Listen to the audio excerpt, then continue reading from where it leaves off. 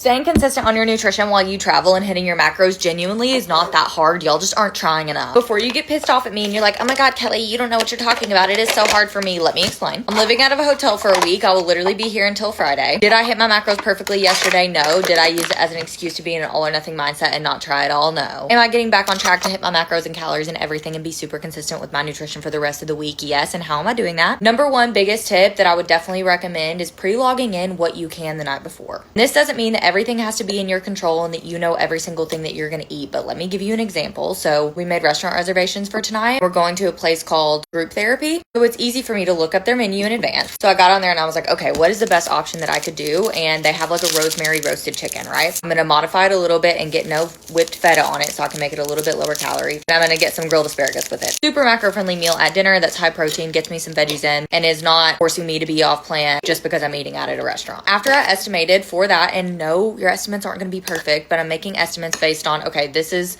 what I'm going to need calorie wise to go into this meal successfully and be able to order that. Then I plan the rest of my day around it. Our hotel has a breakfast buffet and I knew some of the options that were going to be on there.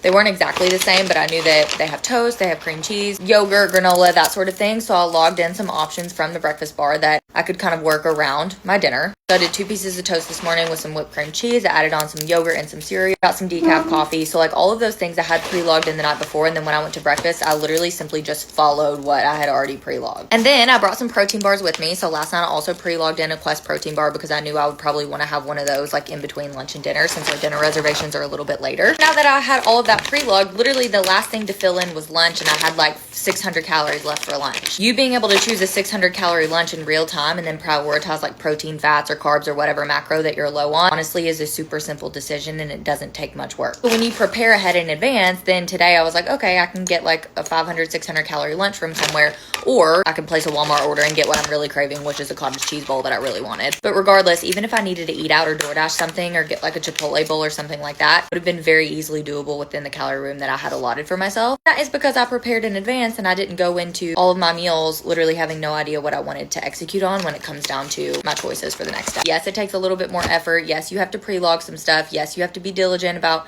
maybe looking up some menus and preparing in advance, but that's what it takes to be successful. So get on it.